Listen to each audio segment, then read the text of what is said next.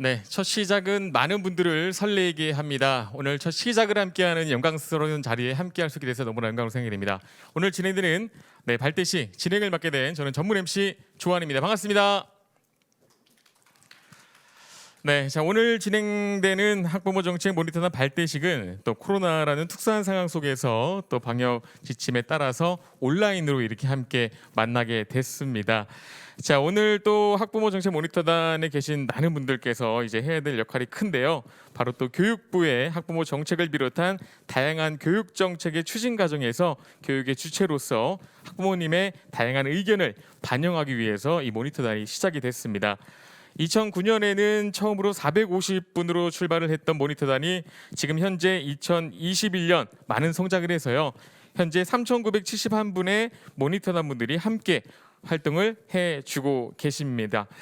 정말 소중한 시간 이렇게 또 온라인으로나마 많은 분들이 함께 할 수 있게 돼서 너무나 또 기쁘고요. 너무나 다시 한번 여러분들께 감사의 말씀을 전해드리도록 하겠습니다.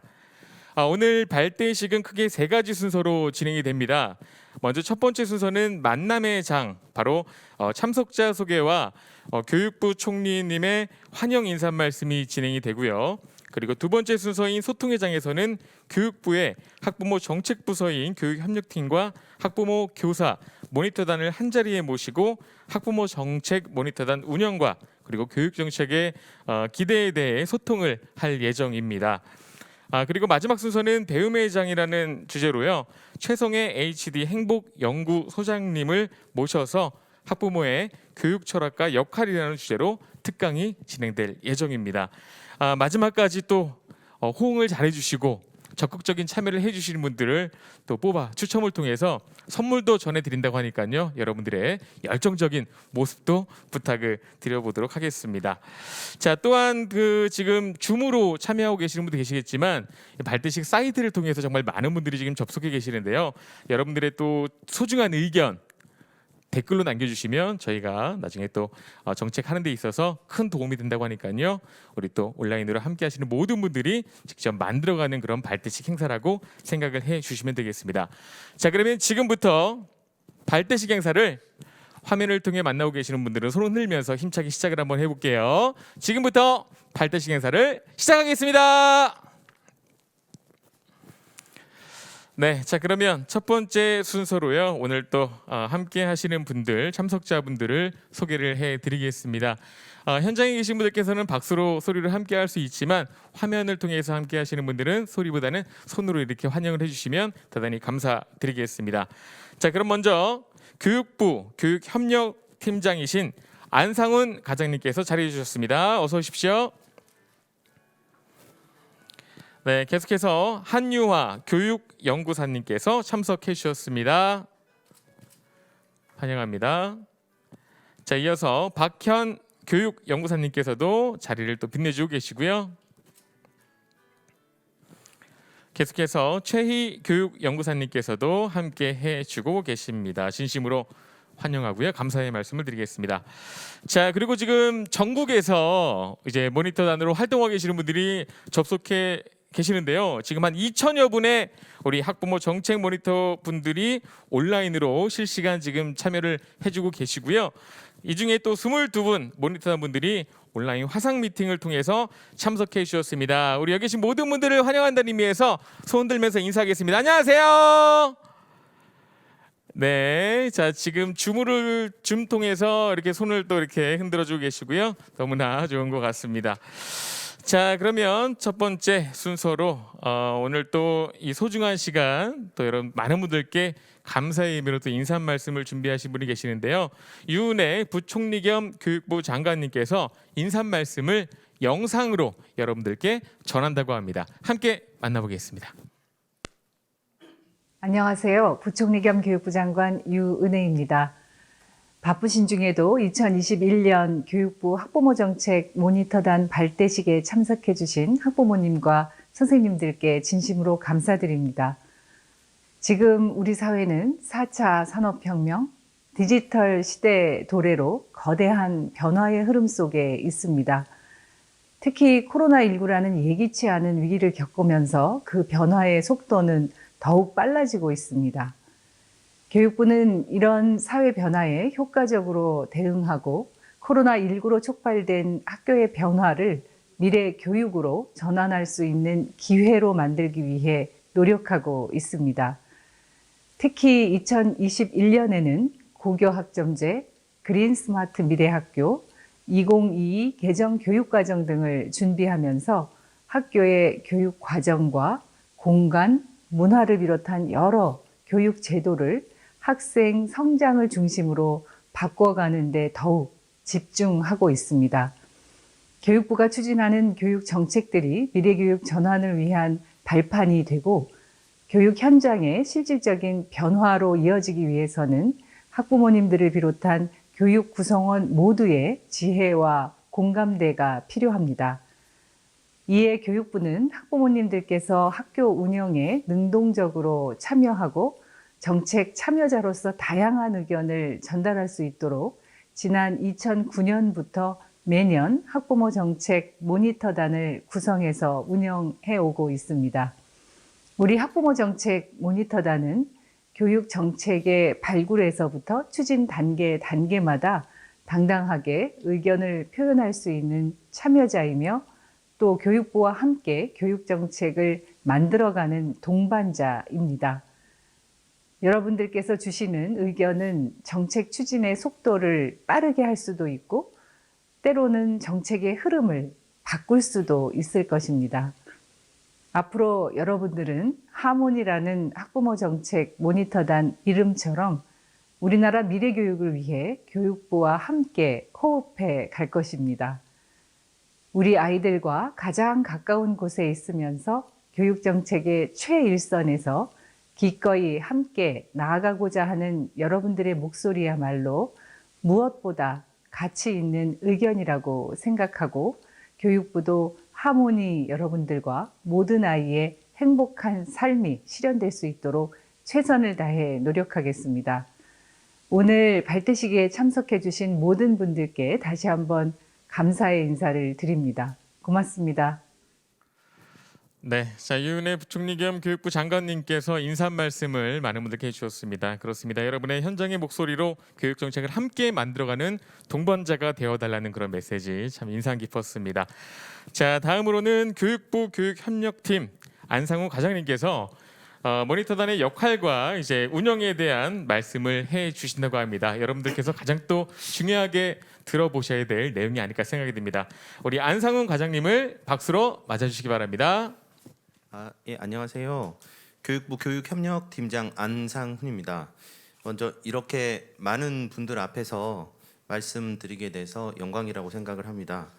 저희 교육부 교육협력팀은 말 그대로 교육부 내에서 교육협력 업무를 담당을 하고 있습니다. 그래서 저희 팀에서 하는 업무는 이 학부모 정책 관련 업무, 그리고 그 교원 노조, 정교조 또는 그 교사 노조연맹, 교총, 언론에서 들어보셨을 겁니다.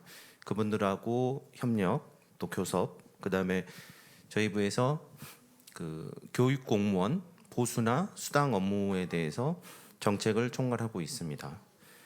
저는 교육부에서 지금 14년째 근무를 하고 있습니다. 근데 제가 이 팀에 와서 학부모님들을 뵈면서 사실 많은 생각도 했고 또 굉장히 중요한 업무라는 생각도 많이 했었습니다. 그 이유가 저희가 학부모님들을 모시고 얼마 전에 부총리님과 함께 간담회를 한 적이 있었는데 그때 간담회에 참석하셨던 분들은 학부모 정책 모니터단에 속해 계셨던 분들입니다.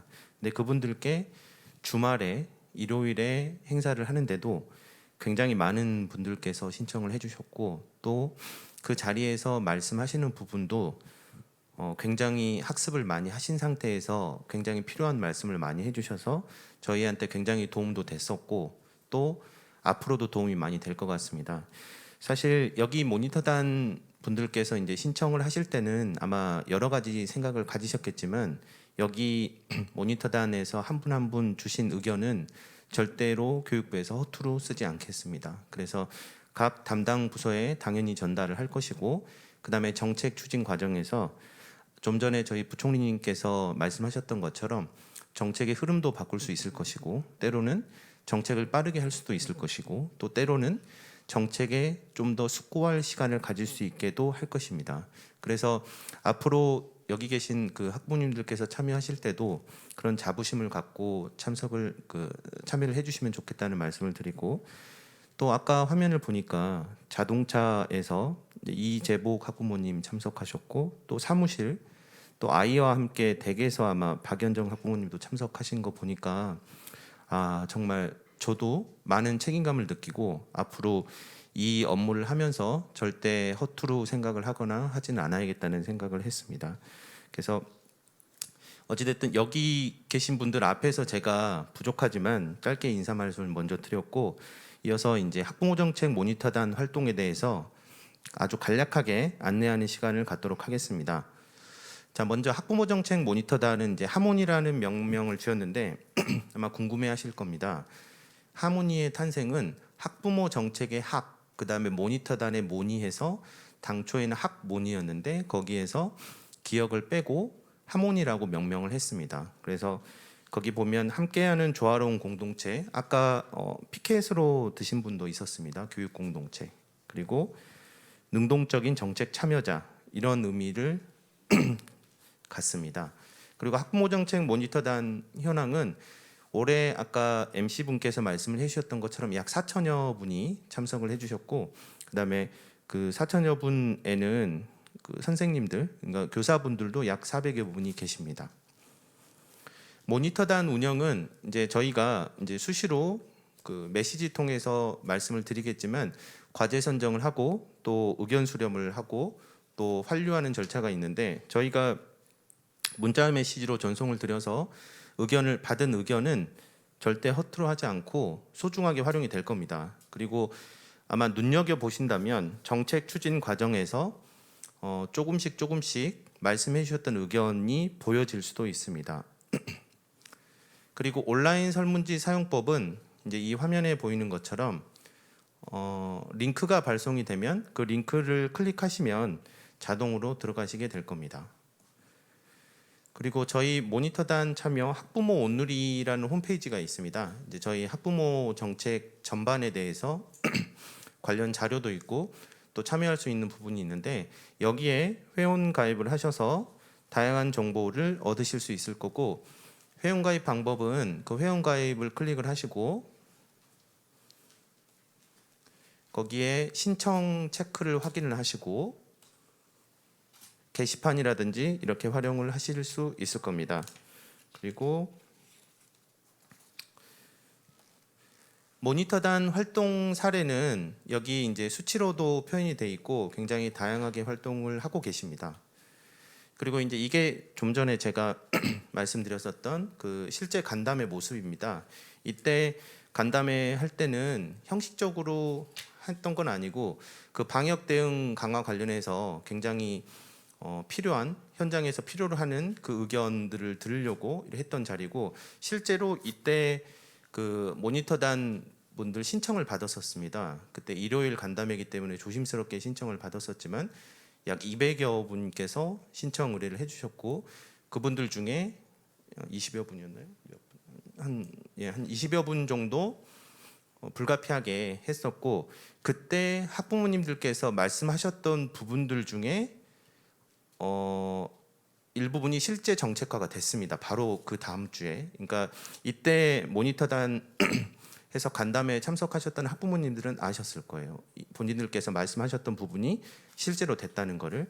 그래서 이렇게까지 영향력을 갖고 계시다는 말씀을 드리고, 또 그렇기 때문에 더더욱이 또 책임감을 갖고 임해 주시면 고맙겠습니다.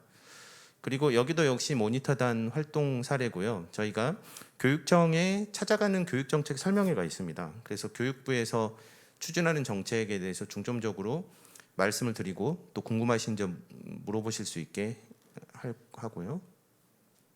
그 다음에 여전히 아까 말씀드렸던 메시지로 하는 부분들도 있습니다. 협의체에도 참여를 하고요. 그 다음에 지금 이제 잘 아시겠지만 2022 개정 교육과정이 추진 중이고, 그거에 대해서 대국민 의견 수렴을 광범위하게 밟고 있습니다. 그래서 6월 17일까지 저희가 그 메시지를 보내드렸었고, 혹시나 문자 발송이 안 된 분들은 말씀을 해주시면 다시 재발송을 해드리겠습니다. 그리고 주변에도 많은 전파 부탁드리고 2022 개정 교육과정에 대해서 의견을 주시면 그 부분이 뭐 무조건 반영이 된다 이렇게까지는 아니더라도 아무튼 소중하게 쓰일 거라는 것은 말씀을 드리겠습니다. 어쨌든 저희 앞으로 학부모 정책 모니터단 분들과 적극적으로 소통하면서 또 교육 정책을 해 나가겠다는 말씀을 드리면서 이상 보고를 마치도록 하겠습니다. 고맙습니다. 네, 고맙습니다. 교육부 교육협력팀의 안상훈 과장님께서 또 여러분들이 하셔야 될 역할에 대한 또 설명을 쉽게 해주셨고요. 그리고 또 여러분들의 역할이 또 교육 변화와 그리고 정책 개선의 정말 중요함을 다시 한번 느낄 수 있었습니다. 자, 다음은 오늘 또 참석해주신 모니터단 여러분들과의 대화를 나누는 시간을 좀 가져보려고 합니다.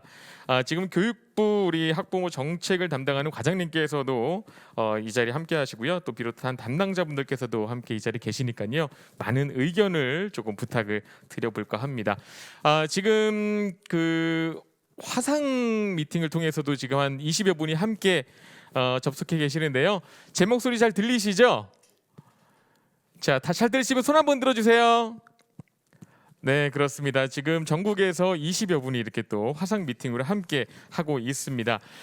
이제 지금 그 2천여 분이 지금 그 발대식 사이트를 통해서 접속하고 계시는데요. 지금부터 이제 학부모 정책 모니터단을 함께 하셨던 분들, 앞으로 함께 하실 분들을 만나서 인터뷰를 조금 나눠보는 시간을 갖도록 하겠습니다.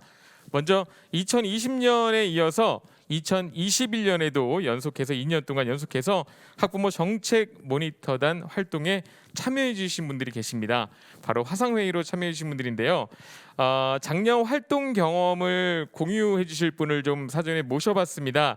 그분과 함께 좀 만나볼게요. 우리 김수경 학부모님. 네, 안녕하세요. 네, 지금 목소리 잘 들리고 있습니다. 화면도 잘 나오고 있고요. 자, 많은 분들이 네. 지금 우리 학부모님 모습을 보고 있을 텐데요. 먼저 자기소개 좀 부탁드릴게요. 네, 안녕하세요. 저는 경기도 지역 학부모 정책 모니터단 김수경입니다. 네, 자, 경기도에서 접속하셨고요. 우리 또 아무래도 작년에 한번 활동하신 경험이 있으시니까 또 새롭게 올해 시작하시는 또 모니터 분들이 계세요. 그분들에게 네. 활동 그 경험을 조금 알려주시면 좋을 것 같습니다. 네. 저는 그 평소에 우리의 미래는 아이들이라고 생각하고 있던 학부모 중에 하나예요. 그런데 2018년도부터 교육부의 학부모 정책 모니터단 활동을 하게 되었습니다. 그런 계기로. 그런데 아까 이제 앞에서도 말씀하셨던 것처럼 뭐 차장하는 설명의 모니터링이라든지 아니면 다양한 의견 수렴 뭐 이런 활동을 하면서 제가 그동안 잘 몰랐던 교육부의 교육 정책에 대해서도 자세히 알게 되었고요. 그러면서 좀 더 교육 정책에 관심을 갖게 되었습니다. 그리고 또 하나 이게 그렇잖아요. 이게 다양한 그 협의체라든지 이런 데를 참여하게 되면서 학부모라는 게 단순한 교육봉사자가 아니라 그 교육 공동체의 한 주체로서 교육 정책의 개선을 위해서 직접 참여할 수 있는 그런 활동을 할 수 있는 게 학부모 정책 모니터단이더라고요. 그래서 여기 계신 분들도 많은 활동을 하셨으면 좋겠습니다. 이 활동이 교육 정책에 큰 변화는 줄 수는 없을지는 모르겠습니다. 그런데 학부모의 적극적인 참여가 언젠가는 우리 아이들이 모두 행복할 수 있는 교육 정책 변화를 이루어내리라고 생각하기 때문에 이 활동을 계속하고 있고요. 지금 학부모 정책 모니터단 모든 분들이 자부심을 갖고 올해도 활동하셨으면 좋겠습니다. 감사합니다. 네, 고맙습니다. 자, 아이들의 행복을 위해서란 또 말씀을 하셨습니다. 우리 김승희 학부모님은 그래도 아무래도 작년에 또 본인의 활동이 또 만족하셨기 때문에 올해 또 하시는 거잖아요, 그죠? 네, 작년에 활동을 하면서 네, 만족했던 부분이 많았기 때문에 네. 이런 활동을 계속 해야겠다고 생각을 해서 앞으로도 쭉 네. 할 생각입니다. 네, 올해도 멋진 활동 한번 부탁드려보도록 하겠습니다. 네, 감사합니다. 네, 고맙습니다. 자, 작년에 이어서 올해도 함께 활동하고 계시는 우리 김수경 학부모님 만나봤고요. 이어서 우리 또 학부모단은 학부모님 분들만 계시는 게 아니라 교사 선생님 분들도 계세요. 자, 이번에 만날 분도 선생님 분인데요. 작년에 교사 모니터단으로 활동하셨던 분입니다. 우리 안창호 선생님 한번 만나볼까요? 네, 안녕하세요. 네, 선생님 안녕하세요. 네, 자기소개 한번 부탁드리겠습니다. 먼저. 네, 저는 인천의 인천진상과학고등학교에서 수학을 가르치고 있는 20년 차 교사 안창호입니다. 반갑습니다. 수학 선생님이시고요. 지금 혹시 접속해 계신 장소가 혹시 어디신가요? 지금 학교입니다. 학교는 당연히 학교겠지요. 어디 무슨 실인가요, 거기가? 여기 수학 연구실입니다. 연구실에서 지금 이렇게 또 접속을 하고 계십니다. 자, 네네. 작년에 우리 이제 교사 모니터단으로 활동을 하셨는데 함께 하셨던 그런 경험을 좀 공유를 좀 부탁드릴게요. 어떻게 활동하셨는지. 네. 네, 제가 2020학년도에 학부모 정책 모니터단 활동을 하였는데요. 정말 많은 활동을 할 수 있도록 해주신 교육부와 관계 기관에 이 자리를 빌어서 감사의 말씀을 드립니다. 특히 그 포스트 코로나 시대의 미래교육 방향에 대한 설문, 그리고 온라인 교육과정 모니터링단을 할 수 있었던 기회, 그리고 교육부와 시도교육청이 함께 찾아가는 학부모 토크 콘서트, 미래교육 10대 정책과제에 대한 의견 제시할 수 있는 기회, 그리고 찾아가는 교육정책 설명회, 그리고 학부모와 부총리와의 대화, 마지막으로 조벽 교수님 특강까지 굉장히 많은 활동을 참여할 수 있게끔 안내를 해주셔서 너무 좋았고요. 올해도 그 모니터의 단에 선정이 됐는데 우리 함께 하시는 여러 모니터단 여러분들이 하는 그 활동과 의견이 아마 교육부와 관계 기관에서 귀를 기울이고 있을 거라고 생각을 하고 있습니다. 그래서 모니터단 우리 한 명 한 명의 목소리가 모여서 대한민국의 어떤 발전을 위한 좋은 정책이 펼쳐지기를 소망하면서 올해도 함께 열심히 활동하면 좋을 것 같습니다. 감사합니다. 네, 고맙습니다. 우리 또 안창호 선생님이 인천에서 이렇게 또 접속해 주셨는데요. 앞으로 또 아이들을 위해서 더 멋진 교육 부탁드리도록 하겠습니다. 자, 계속해서 또 오늘 이 자리는요. 2021년도 또 새롭게 모니터단으로 합류하신 분들이 또 계십니다. 자, 그래서 올해 첫 시작을 하시는 부모님을 좀 만나볼게요. 다음 우리 김보민 학부모님 한번 만나보겠습니다. 어디 계십니까? 안녕하세요. 네, 안녕하세요. 자, 인사 한번 부탁드릴게요. 네, 저는 경남 통영시 학부모 모니터단을 하게 된 김보민입니다. 네, 그렇습니다. 반갑습니다. 굉장히 멀리서 또 접속을 하셨는데 학부모 정책 모니터단 어떻게 이렇게 알게 되셨어요, 처음에? 처음에는 이제 그 문자 메시지를 통해서 학부모 모니터단을 모집한다는 거를 네. 알게 되었습니다. 네, 그렇군요. 사실 이제 많은 분들이 이렇게 모니터단 있다는 걸 알고 계시지만 사실 본인이 나서기를 사실 꺼려할 수 있잖아요. 아무래도 귀찮을 수도 있고 본인이 해야 될 일이 또 많아질 수 있기 때문에. 근데 우리 학부모님은 어떻게 이렇게 모니터단에 합류하시게 됐는지 계기를 조금 여쭤보겠습니다. 저는 이제 초등학교 1학년 아들이 있고요. 아이가 초등학교를 가게 되면서 아이의 공부를 함께 해야 하는데 부모로서 제가 잘 알지 못하니 정보를 얻고자 모니터단을 신청하게 되었습니다. 그러면서 모니터단을 하면서 좋은 교육 정보를 얻고 우리 아이가 하게 될 교육인 만큼 도움이 될 교육 정책을 만들고자 노력하겠습니다. 네, 그렇군요. 자, 우리 혹시 어머님 지금 초등학교 1학년 아이를 두고 있다고 하는데 아이한테 네. 있어서 우리 부모님은 몇 점 부모님이실까요? 저는 아직 좀 많이 부족해서요. 네. 그냥 50점 정도 된다고 생각합니다. 제가 볼 때는 이제 모니터단에 합류하셨으니까 제가 볼 때는 이제 100점 부모님이 제가 볼 네. 되지 않을까 생각이 듭니다. 고맙습니다. 멋진 활동 부탁드릴게요. 감사합니다. 네, 고맙습니다. 통영에 계신 분 만나봤고요. 자, 계속해서 우리 학부모님 만나봤으니까 이번에는 우리 교사, 선생님분을 또 만나보겠습니다. 이번에 또 새롭게 모니터단으로 활동하실 분인데요. 이희문 선생님을 좀 만나보겠습니다. 네, 안녕하세요. 네. 경기도 양평에 있는 용문중학교 교사 이희문입니다. 네. 전국에 계신 분들과 만날 수 있어서 더욱더 반갑습니다. 제가 학부모회 담당을 9년 동안 하고 있는데요. 네. 이제서야 학부모 정책 모니터단에 참여하게 되어 영광으로 생각합니다. 지금이 학부모님과 학생, 교사를 포용해야 하는 시기이니만큼 모니터단 활동을 열심히 해서 도움을 드릴 수 있는 모니터단이 되겠습니다. 감사합니다. 네, 제가 질문을 몇 가지 하려고 했는데 다 혼자 말씀을 하셔서 더 이상 어떤 질문을 드려야 될까 지금 고민이 상당히 많은데요.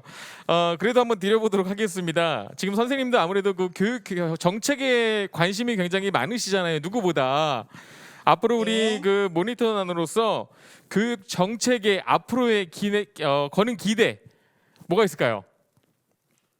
네, 거는 기대라고 하면 학부모님과 학생과 교사가 모두 행복한 학교와 그 상황을 만들어주는 거라고 생각합니다. 행복한 삶 아닐까요? 네, 고맙습니다. 마지막은 아주 깜찍하게 이렇게 또 말씀해 주셨습니다. 요새 사실 학부모님들도 아이 돌보는데 힘드신데 사실 우리 일선에 있는 선생님분들도 굉장히 고생 많으시거든요. 박수 한번 보내주셔야 됩니다. 네, 고맙습니다. 자, 계속해서 이번에는 또 작년에 모니터나 활동을 해주셨던 분을 좀 만나볼게요. 우리 강신정 학부모님 어디 계십니까? 네, 안녕하세요. 네, 인사 한번 해주시고요. 네, 안녕하세요. 저는 청주에서 학부모 모니터단으로 활동하고 있는 강신정입니다. 반갑습니다. 네, 반갑습니다. 자, 아무래도 또 교육 정책에 관심이 굉장히 많으실 텐데 앞으로 사실 어떻게 교육 정책이 또 이렇게 변화할지 우리 또 학부모 모니터단으로서 또 거는 기대를 한번 좀 여쭤볼게요. 어떤 기대를 하고 있습니까? 저도 작년에 이어서 올해 학부모 모니터단으로 활동하고 있는데요. 우선 이제 좋은 기회를 주셔서 정말 감사드립니다. 작년에 메일이나 이제 문자 메시지, 홈페이지 등을 통해서 그 교육 정책을 결정하는데 좀 한몫을 할 수 있었던 것 같아요. 그래서 올해도 마찬가지로 교육의 3주체는 이제 교사를 포함한 교육제도, 학부모, 학생이라고 생각하는데요. 그 중에 하나인 학부모로서 우리 아이들의 좀 보다 나은 환경, 그런 교육 환경을 위해서 또 크든 작든 저희가 교육 정책을 결정하는데 좀 한몫을 할 수 있다면 아주 좋은 기회가 될 것이라고 생각하고요. 또한 이제 학부모 모니터단이 특정 지역뿐만이 아니라 여러 지역의 또 다양한 학부모들의 의견을 수렴해서 최선의 정책이 결정되고 실행되기를 기대합니다. 네, 고맙습니다. 우리 학부모님은 그 카페를 운영하시나 봐요. 아니, 그렇지는 않은데요. 네. 지금 아. 현장에서 함께 네, 여기 계시는 것 네, 같습니다. 카페는 맞아요. 네, 고맙습니다. 감사합니다. 네, 감사합니다. 자, 다음은 마지막으로 우리 신규 모니터단이신 우리 이재복 학부모님을 좀 만나보도록 할게요. 어디 계십니까? 네, 안녕하세요. 지금 운행 중은 아니시죠? 네, 멈춰 있습니다. 아이들 학교 데리러 학교에 와 있습니다. 그렇습니다. 굉장히 좋은 부모님이시네요. 아이들 픽업까지 이렇게 또 도맡아 하고 계시고 자기소개 먼저 좀 부탁드릴게요. 네, 안녕하세요. 전라북도 모니터단 이재복입니다. 저는 초등, 중등, 고등, 대학생 총 4명의 학부모이고요. 아이들과 함께 학부모로 활동을 하다 보니까 교육 정책이 얼마나 중요한지 알게 돼서 이렇게 참여하게 됐고요. 개인적으로는 유은혜 장관님과 대화를 나눠보고 싶어서 지원하게 되었습니다. 네, 고맙습니다. 자, 우리 부모님은 그 자녀 그 몇 학년인가요? 초등학교 5학년, 중학교 2학년, 고등학교 1학년, 대학교 1학년 이렇게 4명입니다. 그러면 네 자녀를 지금 두고 있는 겁니까? 네, 야. 네 맞습니다. 4명. 네. 야, 그러면은 우리 그 해가 거듭될수록 그 교육 정책을 웬만한 걸 다 깨고 있으시겠네요. 현장에 있다 보니까요 몸으로 느껴지는 게 많죠. 그렇습니다. 자, 그러면은 오늘 또 이렇게 함께 하셨는데 앞으로 또 이제 계속 또 자녀가 또 계획을 하고 계시는 건 아니신가요? 아닙니다. 공장문 닫았습니다. 그래요. 그렇군요. 네. 그만큼 교육 정책에 관심이 많으셔서 한번 여쭤봤습니다. 네. 네, 고맙습니다. 네, 하나만 더 말씀드려도 네네네. 될까요? 네. 네. 네. 금년이 교육 자치 30주년인데요. 그동안 뭐 학생, 교사, 학부모 3주체로 운영이 됐지만 학부모가 가장 소외된 그런 주체였던 것 같아요. 그래서 특히 이번에 코로나 상황 오면서 외부인 및 학부모 출입 금지가 굉장히 상처가 됐습니다. 그래서 이번에 정책 모니터단을 활동하면서 학부모 자치 이 활동이 마중물이 좀 됐으면 좋겠고요. 또 조금 더 현실적으로 그리고 많은 학부모들이 공감할 수 있는 교육 정책이 만들어지면 좋겠다는 생각으로 참여했습니다. 다시 한번 모니터단 발대시력을 축하합니다. 네, 고맙습니다. 이렇게 해서 총 6분의 모니터는 여러분들의 말씀을 들어봤습니다. 아무래도 그 교육의 주체로서 학부모님과 선생님들이 또 교육 정책에 거는 기대가 크다는 걸 또 알 수 있었고요. 또한 앞으로의 우리 학부모 정책 모니터단 활동을 통해서 우리 교육의 미래가 더 밝아질 거라고 생각이 듭니다. 자, 우리 또 학부모 정책을 총괄하시는 우리 과장님께서도 많은 분들의 또 이렇게 의견을 들어보셨습니다. 한번 말씀 한번 해주시죠. 예, 제가 학부모님들 앞에 서서 학부모님들 말씀을 들을 때마다 반성도 많이 하고 또 제가 그간 했던 정책들에 대해서 어떻게 했는지 생각도 사실은 많이 하는데 참 많은 걸 느끼게 되고 또 말씀 그 하나하나가 굉장히 소중하고 많이 와닿습니다. 아까 김수경 학부모님께서 말씀해 주셨던 학부모는 교육 봉사자이지만 또 교육 정책의 주체다. 또 아까 안창호 선생님 그 수학 연구실에서 참여를 해주셨는데 저도 교육부에 들어오기 전에 교사를 4년 정도 했었고 담당 과목이 수학이었습니다. 그래서 그 말씀 들었고 또 김보민 학부모님 초등학교 그 애가 들어가니까 공부를 함께 하고 싶어서 알고 싶다.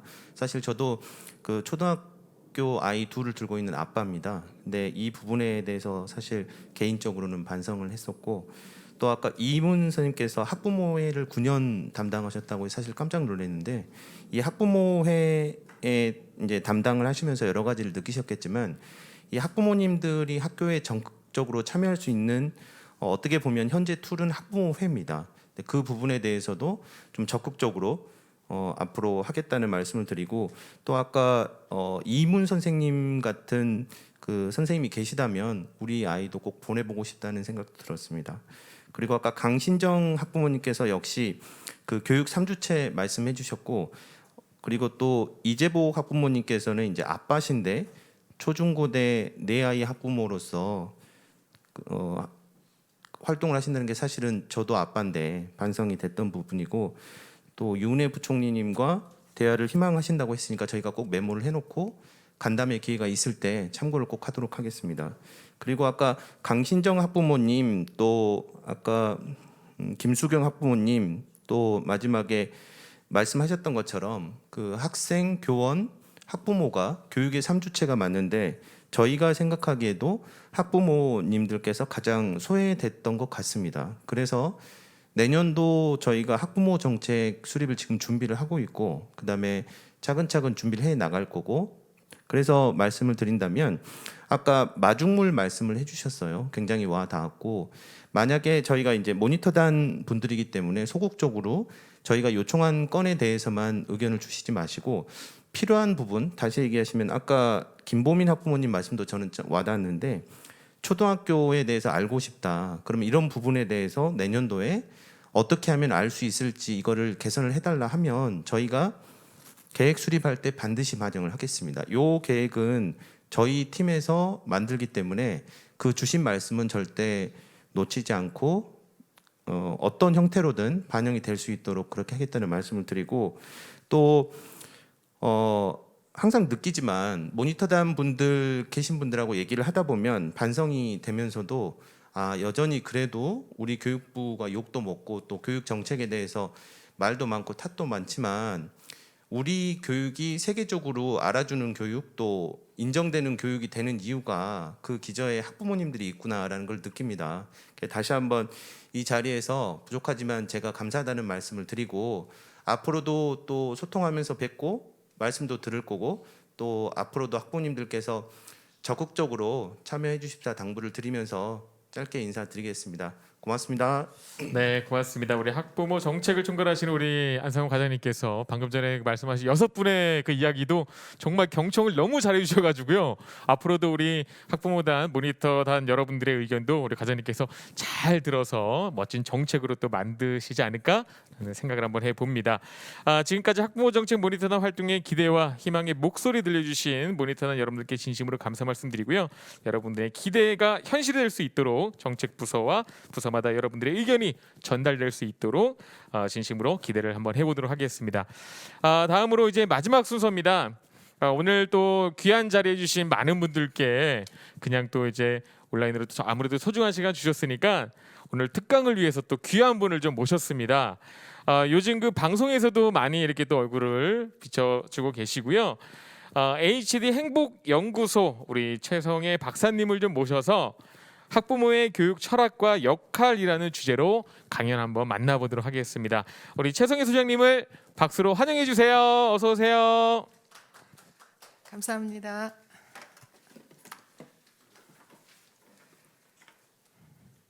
네, 반갑습니다. 이 귀한 자리에 저를 초대해 주셔서 감사하고요. 제가 오늘 이 주제가 학부모 교육 정책에 대한 모니터단을 위해서 이제 학부모 교육 철학과 역할이라는 주제인데요. 저는 이 학부모 모니터단 여러분들께서는 이미 교육 철학을 아주 확고하게 가지신 분들이라고 믿습니다. 왜냐하면 내 아이만이 아니라 우리 아이들 모두가 더 잘 되게 하기 위해서 협력하시고 소통, 참여 그리고 실제로 이렇게 행동하시는 분들이니까요. 그리고 이러한 교육 철학은 저희가 HD 행복연구소에서 갖고 있는 철학과도 정말 같습니다. 우리 행복 씨앗이라는 프로그램을 저희가 갖고 있는데요. 정말 우리나라 아이들만이 아니라 세계 지구촌의 모든 아이들이 좀 더 행복하게 되기 위해서 우리가 부모 교육도 하고 교사 교육도 하고 그밖에 여러 가지 활동을 하는데 그런 것을 정말 이미 실천하고 계시는 여러분들을 만나 뵙게 돼서 반갑습니다.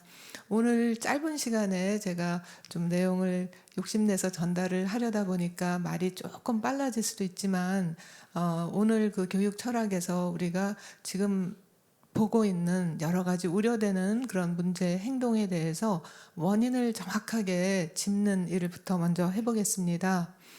자, 많은 부모님이나 교육자들께서 아이들이 태어나면 이런 희망을 갖고 계시죠. 아이가 성공했으면 또 행복했으면 그래서 이제 이렇게 되기 위해서 우리가 뭘 해줘야 될까 많은 고민들을 하시고요. 그리고 이제까지 사실 부모님이 살아왔던 상황에서는 대개는 공부 잘하고 좋은 직장 갖고 그러면은 성공하고 행복할 것이다 라는 어떤 도식이 확고하게 이제 자리 잡고 있을 텐데요. 그런데 실상 이 아이들이 중간에 성공고 행복이고 이런 것보다도 중간에 애들이 불안해하고 우울해하고 그러면서 학교를 그만두거나 방황하거나 그러는 경우가 많죠. 거기에 대해서 우리가 이제 원인을 짚을 텐데 또 우리 사회적으로도 미디어에서 많이 보고 있죠. 무서운 고등학생 얘기는 벌써 오래됐고요. 이제 나이가 어려지면서 중학생들도 아주 잔인해지고 정말 끔찍한 그런 일들이 심심치 않게 벌어집니다. 그런데 요새는 초등학생도 무섭다고 합니다. 예, 초등학생들도 그렇고요. 심지어는 이렇게 어린이집에 오는 아이들도 너무나 힘들어서 사실 어린이집 교사들 이제 저희가 이제 교육도 많이 하고 제주도에 어린이집만 한 500군데가 있는데요. 그 원장님들 대상으로 교육을 한 적이 있어요. 제가 어떤 게 가장 힘드세요 하니까 예전에도 이런 아이들이 있긴 있었는데 예외적으로 한 반에 한두 명이었는데 요새는 점점 더 많아지고 그러다 보니까 어린이집 교사들이 병이 들고 그만 못 나오시거나 아니면 이직을 하시거나 그래서 정말 좋은 교사를 찾기도 굉장히 어렵다 그런 말씀을 하실 정도로 자 그렇다면 우리가 이것을 그냥 개인의 탓으로 돌릴지 혹은 아이의 문제라고만 볼지 그것을 오늘 제가 원인을 제대로 꼭 짚어 드리겠습니다. 연구의 바탕으로 해서요. 왜냐하면 문제의 원인을 제대로 우리가 진단만 해도 이미 해결이 반 이상 됐다고 우리가 보거든요. 아무리 좋은 해결책을 낸다 하더라도 원인이 잘못되면 사실은 정말 엉뚱한 역효과를 내기도 하기 때문이죠. 자, 우리가 마음이 아픈 아이들이 많다는 거는 또 점점 늘고 있다는 거는 주변에서도 흔히 볼 수 있는데요.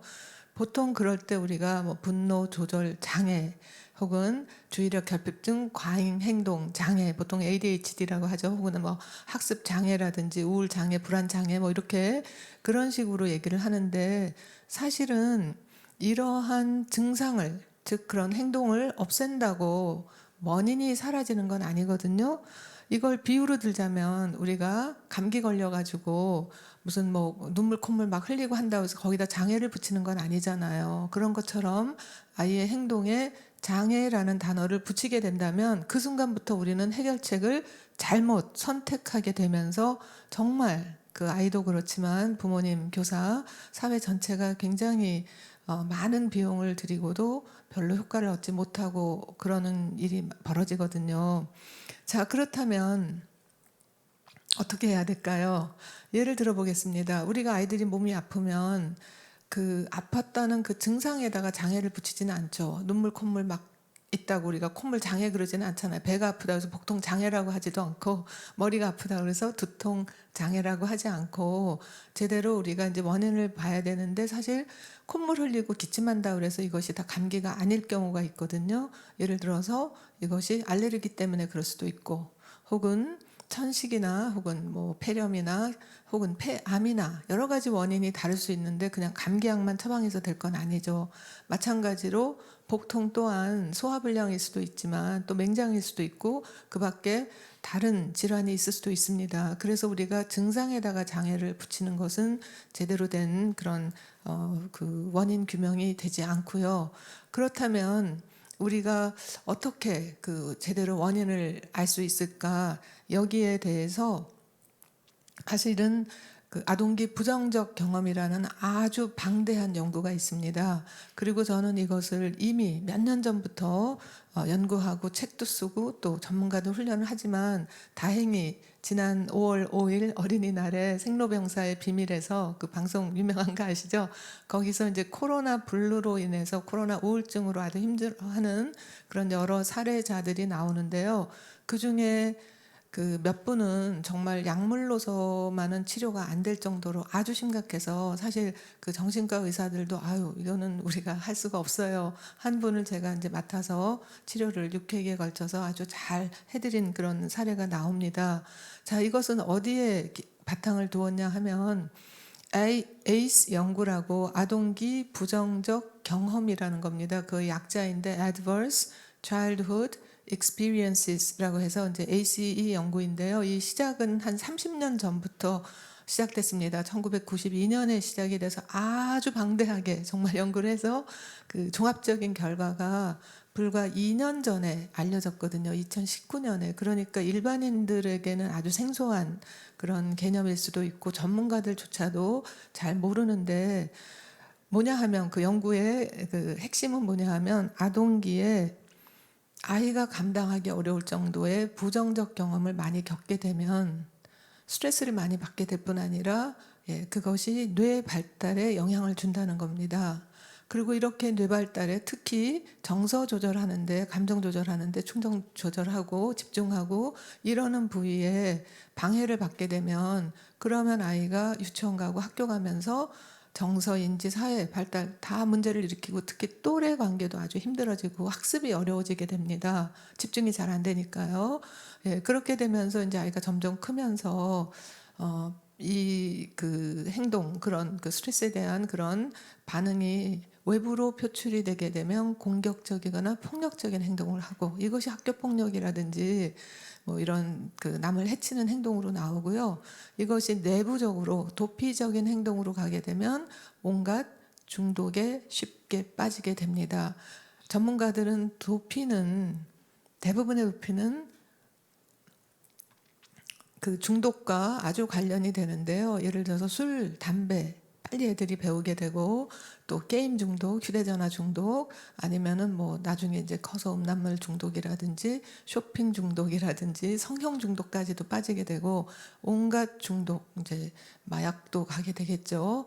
예, 그렇게 이제 점점 하다 보면은 아무래도 술, 담배 많이 하고 또 남과 싸우고 남의 오토바이 훔쳐서 막 달아나고 이러다 보면은 다치기도 하고 또 그 사이에 여러 가지 질병에 걸린다고 합니다. 어릴 때는 아토피, 천식, 알레르기, 비염 뭐 이런 거 달고 살고요. 다 이렇게 스트레스와 관련이 되는 거예요. 천식 또 각종 무슨 뭐 고혈압, 당뇨, 류마티즘 이게 요새 이제 어린 아이들이 뭐 눈도 잘 안 보인다, 귀도 잘 안 들린다 이제 이런 것도 그리고 우리가 잘 이해 못하는 여러 가지 원인을 알 수 없는 만성 통증이라든지 그다음에 이제 그 불치병, 난치병과도 관련이 있다는 것이 지금 다 밝혀진 거예요.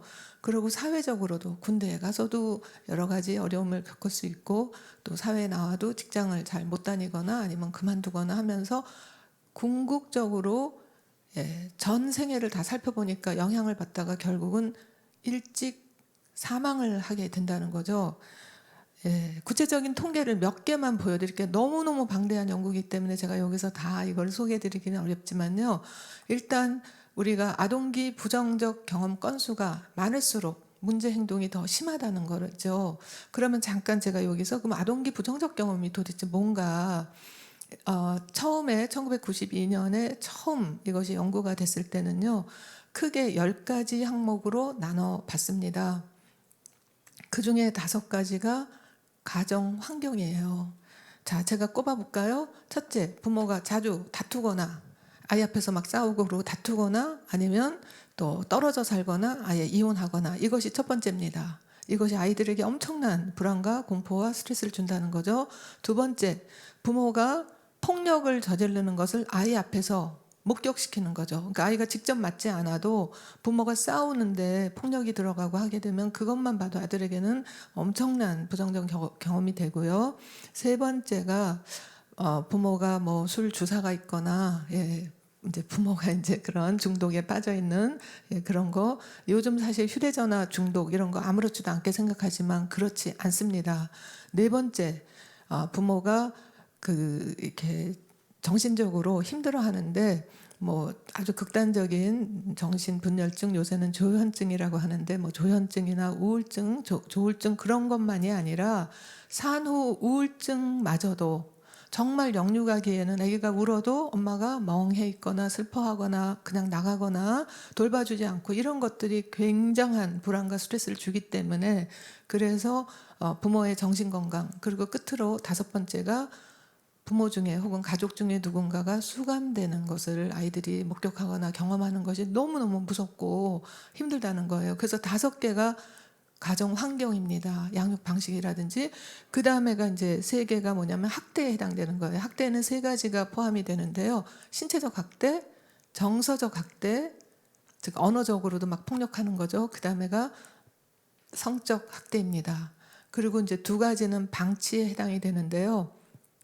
신체적으로 돌봐주지 않는 거, 제대로 먹여주고 입혀주고 씻어주지 않는 거 이제 신체적 방치죠. 그런데 요즘 이거 더 많이 주목을 받는 것이 정서적 방치입니다. 아이들이 놀라거나 무섭거나 화나거나 그럴 때 그 아이들의 감정을 우리가 못 보거나 간과하거나 무시하거나 억압할 때 아이들은 자기 감정을 뭔지도 모르고 어떻게 해야 될지도 모르고 하면서 상당히 버림받은 느낌, 무시당하는 느낌이 들면서 이런 것들이 이제 그 아동기 부정적 경험에 해당이 되는 거예요. 여기에 하나라도 해당이 되면 1점, 2개 해당되면 2점, 3개 3점 이런 식으로 해서 점수가 높아질수록 이 해로운 연관고리가 쫙 통계적으로 나온 거죠. 추가적으로 그 원래 10가지 항목보다 지금 더 많이 뇌발달이라든지 그 소아과 의사들이라든지 심리학자들이 더 많이 발견한 것들이 뭐냐 하면 아동기에 돌보미가 자주 바뀌는 거, 특히 만 2세 이전에 양육자가 자꾸 바뀌는 것도 엄청나게 아이들한테 부정적인 영향을 미치고요. 그다음에 자주 이사 가는 거, 자주 전학 가는 거, 아이들한테 왕따 당하는 거, 또 그다음에 이렇게 아동기 영유아 의료 트라우마라고 해서 뭐 인큐베이터에 들어가거나 난산을 하거나 뭐 이렇게 수술 받거나 이런 것들도 지금 아동기의 부정적 경험에 해당이 된다고 하거든요. 뭐 이것에 대한 그 과학적인 연구는 뭐 여기서 더 길게 얘기는 하지 않겠습니다. 아무튼 이렇게 그 부정적 경험을 하게 되면 애들이 어른이 돼서도, 그러니까 뭐 청소년기는 물론이거니와 술, 담배 빨리 배울 뿐 아니라 알코올 중독에 빠질 상관계수가 그 아동기 부정적 경험이 0점인 사람보다 4점 이상인 사람이 훨씬 많고요. 또 성문제도 아주 어려워집니다. 우리가 사실 아직까지는 어른들이 이렇게 성문제에 대해서 심각하게 우리가 많이 겪어보고 자라지 않았지만 앞으로 성문제 엄청나게 골치 아플 겁니다. 이미 벌어지고 있고, 그리고 잘 모르는 거죠, 사실은. 저는 미국에서 26년 살면서 이미 이걸 봤거든요. 얼마나 일찍 아이들이 성 경험을 하는가. 여기 이게 그 아동기 부정적 경험과 청소년 성문제의 상관관계를 보시면 그 아동기 부정적 경험이 적은 사람에 비해서 보라색 높은 아이들이 15세 이전의 성경험 확률도 훨씬 높고, 또 청소년기의 여자아이들의 경우는 이제 엄마가 되는 거죠. 그다음에 남자아이들이 또 그 성관계를 함으로써 청소년기에 아빠가 되는 확률도 커지고, 뿐만 아니라 우울증과 불안증을 달고 사는데요. 어릴 때뿐만이 아니라 이것은 중년기 이후까지도 지속된다는 거예요. 그래서 아동기 부정적 경험 에이스 점수가 5점 이상인 사람은요, 나이가 50이 넘었을 때 항우울증 약을 먹을 비율이 미국의 경우이긴 하지만 100%입니다. 아까 제가 생로병사에서 도와드렸던 그 여자분도 50대 후반이었는데 항우울증 약을 10여 년째 먹고 있었습니다. 그런데 별 도움을 받지 못해요. 왜냐하면 연구 결과 7세 이전에 받았던 아동기 부정적 경험으로 인한 만성 우울증은 우울증 약으로 별로 효과를 보지 못한다라는 연구까지 나왔거든요. 그래서 이런 것들이 뭐 학업에도 관련이 되고 또 취업에도 관련이 되고 뭐 여러 가지가 질병이라든지 심지어는 자살 시도 같은 경우는요, 0점인 아이들에 비해서 자살 시도하는 아이들이 6점 이상인 아이들은 5,000배가 더 크다고 합니다. 요즘 자꾸만 자살하는 아이들 많이 늘어나고 있죠. 제가 작년 여름에 그냥 여름 방학 동안에만 자해하는 아이들을 8명을 상납을 했어요. 제일 어린 아이가 초등학교 5학년이었고요. 제일 나이가 많았던 사람이 20대 후반 여성이었는데요. 아무튼 이런 것도 다 아동기 부정적 경험과 관련이 있다는 사실이죠. 자, 그 중에서도 아동기 부정적 경험이라는 큰 어떤 틀 안에서도 가장 우리가 집중해서 살펴보아야 할 부분이 발달적 트라우마라는 건데요. 이제 대표적으로 애착 손상이라고도 합니다. 거기에 대해서도 조금 더 말씀을 드릴게요. 왜냐하면 우리가 너무나 그냥 흔히들 다른 사람들도 많이 하니까 그냥 아무렇지도 않은 줄 알지만 이 후유증이 너무나 무섭다는 거, 그래서 그것을 조금 말씀을 드릴게요. 그러면 우리가 정말 아이들, 우리 자녀뿐 아니라 다른 아이들, 또 학교에 있는 아이들 전체를, 학교 밖 아이들까지도 이해하는데 큰 도움이 될 것 같아서 말씀을 드리겠습니다. 자, 발달적 트라우마라는 거는요, 쉽게 말해서 보통 트라우마라는 말 많이 들어보셨죠? 그리고 트라우마 후유증을 PTSD, 외상 후 스트레스 증후군이라고 보통 얘기를 하는데, 사실 우리가 알고 있는 트라우마는 그 두 가지 중에 한 가지, 첫 번째인 사고 혹은 사건 트라우마를 말합니다. 이것은 없었어야 할 일이, 마땅히 없었어야 할 일이 생김으로 해서 벌어지는 것이 사고 혹은 사건 트라우마인데요. 예를 들어서 뭐 자연재해라든지 성폭행이라든지 뭐 학대 이런 거 마땅히 정인이 사고 반드시 없었어야 할 일인데 생겼다는 거죠. 이런 것들은 사고 혹은 사건 트라우마인데요. 또 하나의 트라우마가 있다는 거예요. 다른 종류의. 이것은 마땅히 있었어야 할 일이 발달 기간 동안에 적절한 시기에 적절한 대상으로부터 적절한 돌봄을 받지 못함으로써 생기는 트라우마입니다.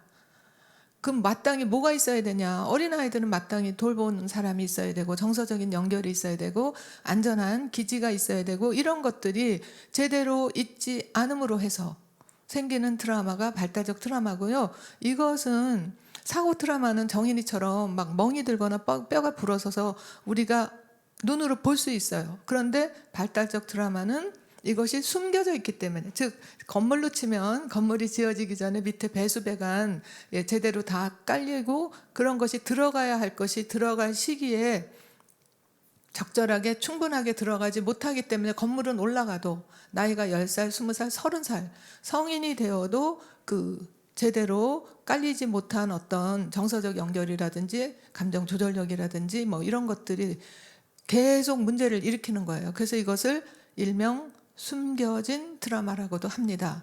근데 요즘 우리가 너무나 흔하게 아이들을 여기저기 맡기고 그냥 뭐 그 외주를 많이 주는데요. 제가 한국에 와서 정말 놀랐던 거가 많은 것들이 발달을 하고 정말 좋아지고 진짜 세계에서 아주 진짜 부러워하는 그런 좋은 점들이 많이 있는데, 그러나 한 가지는 조금 놀랐어요. 너무 어려서부터 너무 쉽게 우리 자녀들을 외주를 주더라고요. 심지어는요, 저기 애들 줄넘기 가르치는 것도 누구한테 시켜서 줄넘기조차도 아이가 어디 가서 배우도록 그렇게 하는 것을 보고 깜짝 놀랐는데, 이렇게 외주를 한다는 그 가장 큰 이유는 부모가 그 사이에 빨리 돈 벌고 빨리 출세하고 성공해서 아이들에게 나중에 좋은 학교 보내고 뭐 좋은 무슨 뭐 이런 그 스펙을 쌓아주려고 하겠지만, 사실 우리가 아이들을 금수저로 키우려고 노력하는 동안 우리 아이들은 정서적으로 흙수저가 돼서 만연하는 불안과 우울과 그 밖에 여러 가지 관계적인 어려움을 가지고 살게 되는 거죠. 너무 안타깝습니다. 아무튼 그래서 우리가 이제 이 애착이 어렸을 때 잘 적어도 만 2살까지 첫 24개월 동안 잘 형성되도록 해줘야 되는데, 그것을 잘 해주지 못할 때 크면 어떻게 되느냐. 결국은 아이들도 부모가 나이가 들면 그리고 자기네가 어른이 되면 외주 주겠죠. 그러니까 독거노인 6명 중 1명이 가족과 거의 왕래가 없거나 부모님 그냥 시설에 보내거나, 이게 자연스러운 이치고, 저는 외국에서 이제 그걸 보고 이런 것이 한두 세대 지나고 나니까 외국에서도 어려서 정치가들조차도 정말 아이들에게 그 귀한 시간, 뭐 학부형에 가는 거, 오바마 대통령 부부들도 심지어 유세를 갈 때도 대통령 2번이나 나가는데 유세 갈 때도요, 부부가 서로 번갈아 가면서, 그래서 아이들에게 같이 있어줄 주말의 시간 같은 거를 또 학부형 회의 같은데 빠지지 않고 가는 것을 이제는 아주 중요시 여기죠. 우리도 그래야 된다고 생각을 합니다. 그래서 지금 저의 생각은 정말 지혜로운 아동 복지는요, 부모를 헬 육아, 독박 육아에서 해방시켜 주려고 낳기만 하세요. 출산율 떨어졌으니까 정부가 키워줄게요. 이렇게 하는데 정부가 키워주지 못합니다. 저희는 이렇게 했으면 좋겠어요. 부모를 아이 돌봄에서 해방시켜주는 것이 좋은 정책이 아니라 아이를 돌보는 그 자체가 행복하도록, 그것이 얼마나 소중하고 가치 있고 의미 있는 것인지를 우리가 정말 의식의 전환을 할 수 있게 해주는 것이 제대로 된 정책이라고 생각을 하고, 스웨덴은 이미 그런 일을 하고 있거든요. 스웨덴은 18개월까지 부부가 서로 번갈아 가면서 그 육아 휴직을 할 때 자기네가 평소 받던 월급의 90%를 보장해주고, 그 다음에 다시 직장 복귀했을 때 그거를 우리가 군 가산점 주듯이 이렇게 잘 키웠으니까 반드시 그것을 이제 직장 복귀 확보해주고, 이렇게 된다면 누가 정말 아이 여기저기 맡기면서 그 아이랑 아침에 떨어지기 힘들어하는 아이를 울면서 보내겠어요. 그러니까 우리가 정책을 조금만 바꾸면 이렇게 큰 비용을 들이지 않고도, 또한 나중에 그 후유증으로 인해서 제일 많이 벌어지는 게 아까 중독이라 그랬죠. 저는 제가 한국에 2005년에 이제 영주 귀국하고서요, 그때부터 계속해서 우리 앞으로 중독 문제 아주 심각할 거다. 마약 우리나라 청정국 아닐 것이다. 왜냐하면 이렇게 애착 손상 심한 아이들이 그 불안감, 그 공허감, 그 우울감을 벗어나는 가장 쉽고 빠른 길이 섹스 아니면 마약이거든요. 그래서 지금은 곧 중간 과도기 단계로 우리 애들이 휴대전화 주로 하는데 휴대전화 중독, 폰 중독이 걸리는데 그것도 심각한 문제지만 어쨌든 그래서 그런 것들을 우리가 예방 차원에서도 그렇고 또 조기 발견하고 빨리 치료하는데 이제 정책을 우리가 해야 되겠죠. 왜냐하면 방대한 그 에이스 연구의 결론이 미국 공중보건에서 가장 거대하고 가장 큰 비용이 발생하는 문제가 바로 아동 학대와 방치, 그 중에서도 애착 손상이라는 거예요. 그래서 자꾸만 지금 텔레비에서 정말 심심치 않게 아동 학대 사건들이 나올 때마다 정말 가슴이 철렁철렁하고 그 아이뿐만이 아니라 표면에 나타난 아이가 한 명이라면 그 저변에 나타나지 않은 아이들이 10명, 100명, 1000명이 될 수도 있는데 큰일 났다. 정말 쓰나미가 몰려오는구나 막 이런 마음이 들어서 저희가 이제 행복연구소에서 아동 청소년 문제 해결 센터를 아예 이제 6월에 이제 가동이 됩니다. 이미 준비는 다 되어 있고요. 그래서 빨리빨리 조기 교육도 하고, 그러니까 조기 예방, 조기 개입도 하고 더 중요한 것은 이제 그 예방 교육을 할 뿐 아니라 이 부모님들에게도, 왜냐하면 부모님 자체가 또다시 에이스를 자기네가 많이 겪고 이것이 대물림되는 경우가 많기 때문에 누굴 탓하고 벌 주는 것뿐만이 아니라 그것이 해결이 아니라 우리가 이분들을 제대로 도와주고 또 방지하도록 하는 것이 국가 총 의료비 중 암이나 심장질환, 이게 사망 1위, 2위 이런 암이나 심장질환으로 인한 비용을 초과한다고 하니까 이 비용을 우리가 아껴가지고 더 좋은데 더 행복하게 건강한 아이들로 키울 수 있는 거죠. 자, 이제 그러면 이제 부모 역할로 들어가겠습니다. 이제 보는 시선이 조금 달라졌겠죠. 애들이 어떤 문제 행동을 보일 때 그것이 아이가 나쁜 것보다는 얘가 아동기 부정적 경험을 겪은 후유증이겠거니 이렇게 보시면 마음이 좀 애틋하고 좀 더 잘 도와주고 싶고 어떻게 하면 좋을까 이런 방법을 찾게 되는 거죠. 자, 그래서 부모 역할 1, 2 말씀드리겠습니다. 첫 번째가 이제 먼저 희망을 드려야 되겠죠. 어떻게 희망을 드리느냐? 희망은 있습니다. 아동기 부정적 경험을 많이 겪었다 하더라도 어느 시점에도 희망은 있고요. 두 번째, 애착 손상이 있었다 하더라도 어느 시점에도 희망은 있습니다. 왜냐하면 우리 뇌는 죽을 때까지 변화할 수 있는 뇌의 가소성이라는 게 있기 때문이에요. 그래서 구체적인 예를 좀 들어보겠습니다. 자, 여기 3명의 아동과 청소년이 보입니다. 이 아이들의 하나하나를 살펴보면 정말 얘네들의 앞날은 참 어두웠습니다. 첫 번째 아이는 부모가 2살 때쯤 이혼을 했고 새아빠 만나서 또 그 새아빠 나라도 가고 다시 또 외할머니 외할아버지한테 돌아오고 그러다 보니까 자기 정체성도 많이 흔들렸고 대마초도 하고 갱단에도 들었던 아이예요. 자, 두 번째 아이는 여자아이인데 아주 가난한 동네에서 태어났고 엄마 아빠가 둘 다 10대 청소년이었습니다. 그리고 아이를 키우지 못하니까 할머니한테 맡기고 둘 다 떠났는데 나중에 이제 다시 엄마를 찾아갔을 때 12~13살에 그거보다 더 일찍이었어요. 그러니까 초등학교 5학년, 6학년 때 벌써 성폭행을 당했고 가출을 하고 아주 힘든 그런 아동 청소년기를 보냈습니다. 자, 세 번째 아이는요. 부모가 역시 대학생들이 철모르게 아이를 낳으니까 키울 수가 없어서 입양을 보냈고요.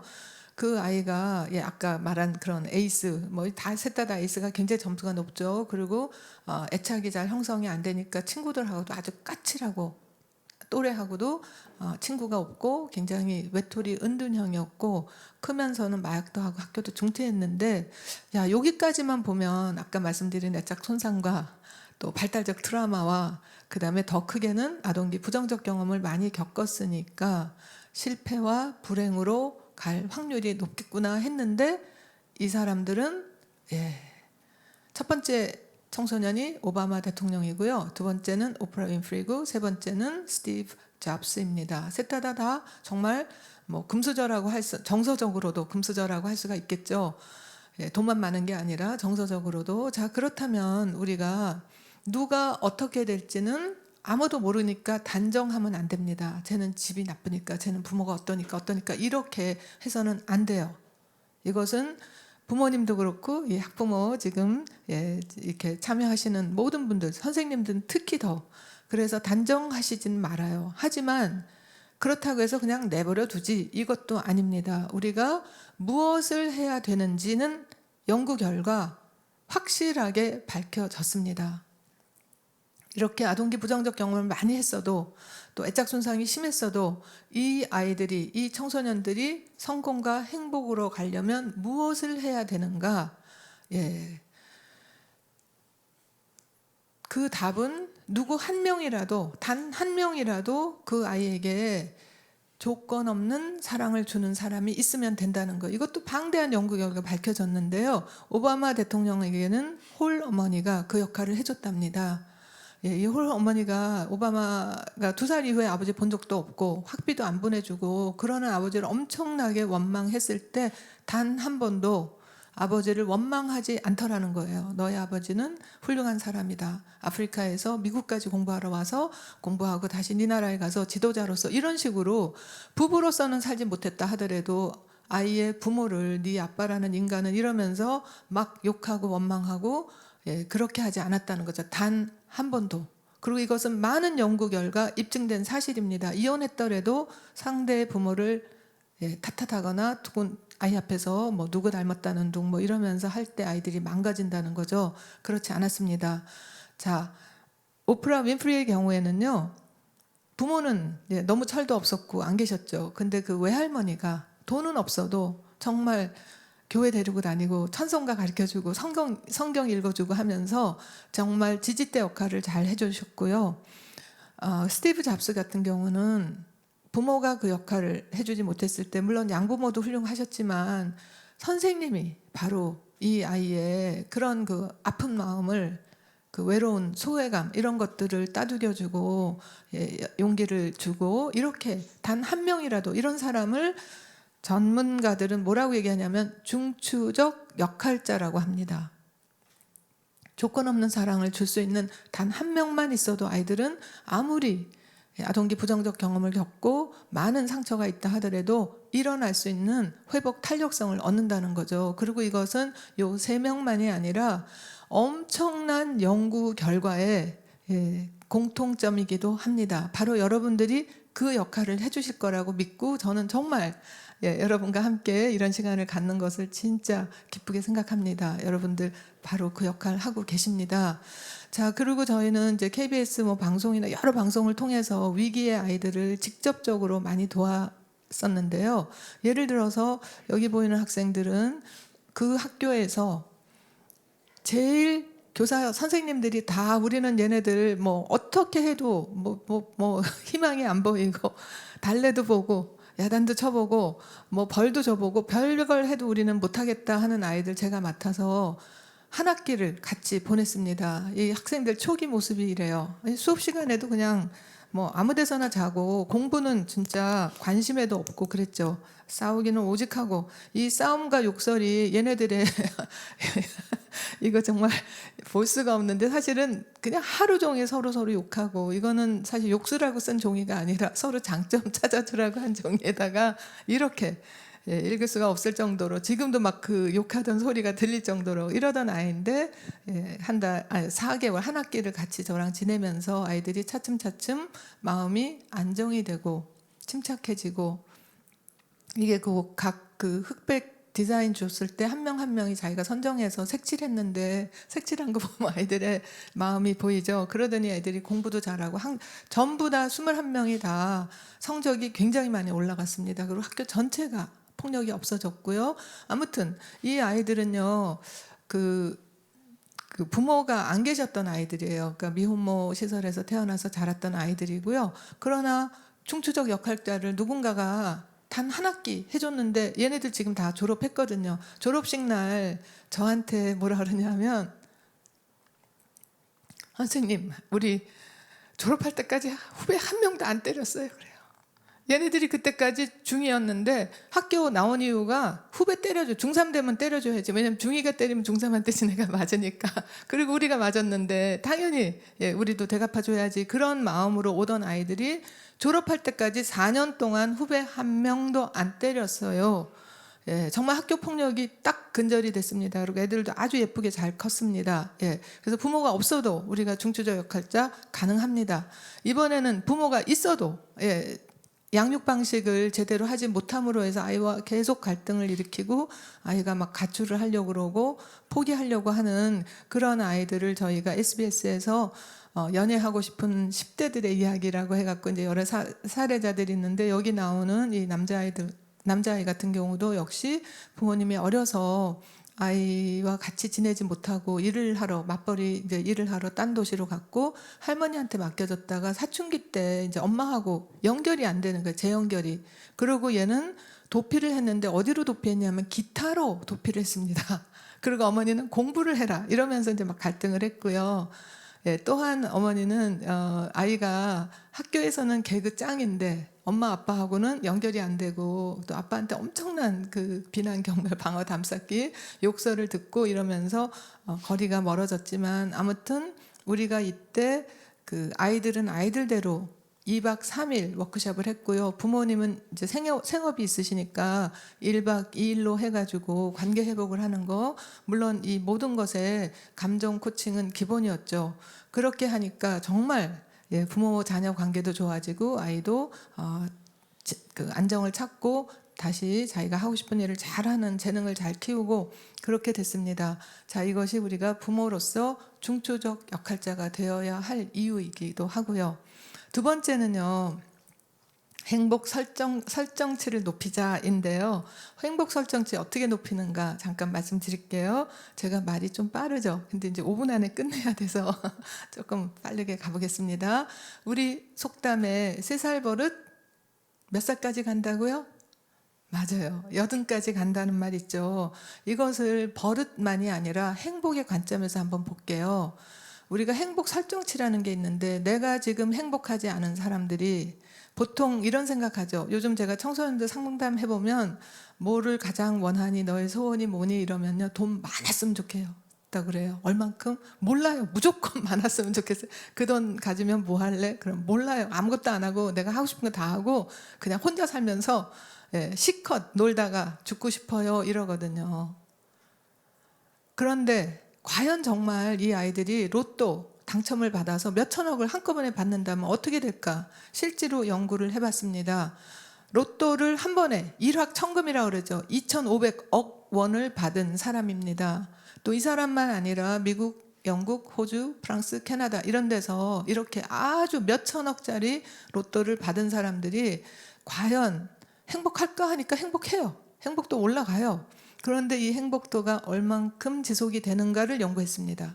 그랬더니 행복도가 점점 떨어져서 원래 로또 받기 전에 행복 설정치로 돌아가더라는 거예요. 얼마나 걸렸을 것 같아요?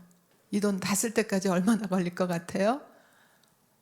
알아보니까 평균 1년이더랍니다. 아니 1년 안에? 그랬더니 아니 돈이 문제가 아니라 이렇게 돈이 많으니까 자꾸 주변에서 친구들도 돈 달라고 그러고 가족끼리 형제끼리 돈 가지고 싸우고 심지어 뭐 막 부부가 불화를 하고 그러더라는 거죠. 반대의 경우는 어떨까요? 반대 경우 이제 평상시 감정 상태인데, 이것이 높았던 사람이, 행복했던 사람이 일순간의 사고로 팔다리를 못 쓰게 되거나 아니면 뭐 화재로 모든 걸 잃거나 그렇게 됐을 때 그 사람들이 그러면 과연 나머지 평생을 불행하게 살 것인가? 그걸 연구를 해보니까 맞아요. 처음에 사고 난 직후에는 정말 죽고 싶을 정도로 절망스럽고 힘들었는데 이 사람들 또한 평균 1년 지나고 나니까 사고 나기 전에 행복도로 돌아가더라는 거죠. 아니 이 지경에 뭐가 행복하냐 하니까 그래도 내가 머리를 안 다쳐서 생각을 할 수 있고 말을 할 수 있고 볼 수 있어서 다행이고, 내가 이 지경인데도 찾아와주는 친구들이 있어서 고맙고 아직도 날 사랑해주는 가족이 있어서 행복하다 이러더라는 거예요. 자, 그러면 우리 부모님 교사들이 많이 하는 거 있죠. 애들 보고 뭐라 그러죠? 니네 명문대 입학하면 행복할 거야. 나머지 인생 쫙 펴질 거야. 많이들 그렇게 얘기하시는데 과연 어떨까요? 얼마나 갈까요? 명문대 입학하면 평상시에 고3까지 죽으라고 공부하고 친구도 없고 맨날 불안에 빠져 있고 힘들어하고 잠도 못 자던 아이들이 명문대 갔을 때 그 행복도는 놀라지 마세요. 일주일 가더랍니다. 일주일. 남들이 부러워하는 대학에 들어왔다고 서울대 법대생이 말하는 거예요. 그 기쁨이 딱 일주일 갔다. 그 딱 일주일 동안 그간의 노력으로 얻은 성과의 기쁨으로 들떴지만 곧 현실을 마주하게 되었다는 거죠. 그래서 그 현실이 뭐냐 했더니 나는 공부하느라고 잠도 잘 못 자고 키도 잘 못 컸는데 서울대 법대 들어왔는데 막 쭉쭉 빵빵한 애들도 너무 많고 또 부모의 스펙, 나는 스펙도 없이 그냥 혼자서 죽으라고 공부했는데 막 스펙 받고 온 애들도 많고 어쩌고 저쩌고 하면서 결국은 다시 원래 상태 입학 명문대 들어가기 전과 같은 상태의 행복도로 돌아간다는 거죠. 그래서 우리가 행복 설정치를 높여주는 것이 몇천억 원의 돈을, 유산을 남겨주는 것보다 더 낫고요. 불과 1년짜리 행복을 위해서 우리가 그렇게 뭐 몇천억 원도 아니죠. 뭐 기껏 수억 원 물려준다 하더라도 돌아갈 거고, 또 우리가 아이들이 불행하게 되지 않게 하기 위해서 정말 모든 불행을 막아준다 하더라도 불행이 생겼을 때 다시 아이들이 원상복귀, 회복, 탄력을 하기 위해서는 행복 설정치를 우리가 만들어 줘야 된다는 거예요. 근데 이것은 뭐 타고난 기질도 좀 있겠지만 근육을 쌓듯이 매일 조금씩 하면 됩니다. 매일 조금씩. 그래서 우리가 이런 것을 아동기의 긍정적 경험이라고 하는데요. 누군가 감정을 얘기하고 관심을 받고 보호받고 친구가 있고 어려울 때 지지받고 학교에 소속감 느끼고 공동체 참여, 이런 것들이 다 아이들에게는 긍정적 경험이고 조금씩 그 행복의 근육을 쌓아가는 것입니다. 이것이 이제 또 우리가 분류를 하자면, 굳이 하자면 소통, 관계, 지도이기도 하고요. 자, 그래서 이 모든 과정에 사실은 감정 코칭은 기본이에요. 소통과 관계와 리더십에 있어서. 그리고 뿐만 아니라 매일 조금씩 행복 설정치를 높이도록, 바로 이 강의 끝나고 나면 바로 시작해 보세요. 노는 거 엄청나게 중요합니다. 학교에서도 놀이 시간 더 늘려야 됩니다. 그런데 잘 놀도록 해야 돼요. 막 놀으면 안 돼요. 그 어른 돼서 놀지도 못하던 사람이 막 놀 때 얼마나 흉측한지 보셨잖아요. 잘 노는 거 가르쳐줘야 되고, 운동 시간도 늘리고, 또 좋은 음식 잘 먹고, 행복일기 쓰고, 매일 감사하는 마음, 매일 조금이라도 선행을 하는 이런 것들을 하게 되면 점점 행복해집니다. 그리고 이 행복을 우리가 설정치를 높여주게 되면 다른 불행을 막고 무슨 뭐 몇천억의 그 돈을 물려주고 하는 것보다도 아이들이 더 오래, 더 아주 풍요로운 삶을 살 수 있을 것입니다. 감사합니다. 네, 고맙습니다. 제가 소장님의 특강을 들으면서 아무래도 또 부모님의 그만큼 또 역할이 굉장히 중요하다는 걸 다시 한번 느낄 수 있었고, 지금 그 화상 회의로도 보시는 분이 계시지만 우리 발대식 그 사이트를 통해서도 지금 한 2천여 분이 이 영상, 이 모습을 보고 계세요. 그래서 제가 그 실시간 댓글을 좀 소개를 하려고 합니다. 소장님의 특강을 듣고 댓글을 다신 분들이 좀 있어서 제가 소개를 한번 드려볼게요. 오늘 모니터단 발대식에 최성애 소장님의 특강까지 보너스 받은 느낌이다. 이렇게 또 댓글 남겨주신 분도 계시고요. 강의 중에 공감되는 내용이 너무나 많습니다. 라고 이렇게 또 올려주셨고, 이 강의를 들으면서 나의 모습을 떠올리면서 반성을 하게 됐습니다. 건강한 부모가 건강한 자녀를 성장하게 만드는 것 같습니다. 라고 이렇게 또 많은 분들이 정말 감사의 댓글을 또 많이 남겨주셨어요. 감사합니다. 자, 그리고 우리 또 이렇게 박사님에게 궁금한 사항들을 또 남겨주신 분들이 계셔서 정말 많은 질문이 올라왔지만 시간 관계상 제가 한 2개 정도만 뽑아봤습니다. 네. 첫 번째 질문은요, 학부모로서 자녀를 키우면서 현실적으로 여러 가지 문제에 부딪히게 됩니다. 이런 어려움에 대한 돌파구 어떻게 찾을 수 있을까요?라는 질문이 우선 들어왔고요. 그리고 두 번째 질문은 그 많은 분들이 또 이제 걱정하는 부분일 것 같아요. 그 포스트 코로나 시대, 뉴 노멀 시대, 다양한 교육의 변화 속에서 학부모로서 어떤 역량을 키우면 좋을까요?라는 질문을 좀 뽑아봤습니다. 답을 좀 한번 주시면 좋을 것 같아요. 네. 아주 중요한 질문이고 굉장히 포괄적인 질문이지만 시간상 짧게 말씀을 드릴게요. 일단 자녀를 키우면서 현실적으로 정말 학업도 그렇고 관계도 그렇고 또 일상생활에서 특히 휴대전화라든지 뭐 여러 가지 습관, 이런 것들이 정말 많은 문제가 있을 수 있는데요. 그 답의 핵심, 아주 지름길은 관계입니다.